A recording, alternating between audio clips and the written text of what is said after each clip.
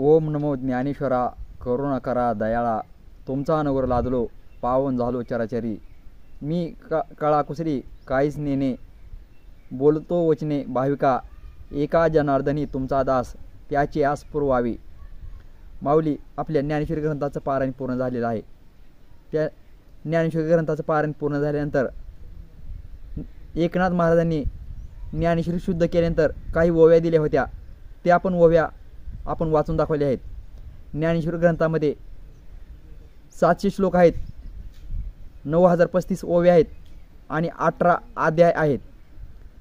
त्या पूर्ण 18 अध्यायाचं ज्ञानेश्वरी पारायण पूर्ण झालेलं आहे। एखादा श्लोक वाचत असताना माझ्याकडून उच्चार स्पष्ट निघाला नसेल अथवा एखादी ओवी मी जलद वाचली असेल तर सर्व भाविकांनी आणि वारकरी शिक्षण संस्था, सद्गुरू जोग महाराज, आळंदी देवाची या संस्थेतील सर्व गुरुवरांनी आपला मुलगा आणि आपला शिष्य म्हणून मला क्षमा करावी। तुकाराम महाराज म्हणतात, दया क्षमा शांती तेथे देवाची वसती।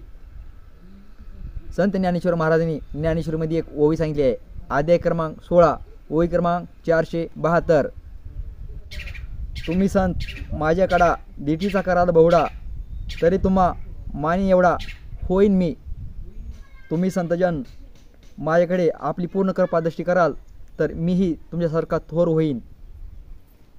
प्रत्येक भाविकांनी नित्यनियमाने रोज ज्ञानेश्वरी पारायण केलं पाहिजे। समजा तुमच्याकडे तेवढा वेळ नसेल तर नामामाने ग्रंथ श्रेष्ठ ज्ञानदेवी एक तरी ओवी अनुभवावी।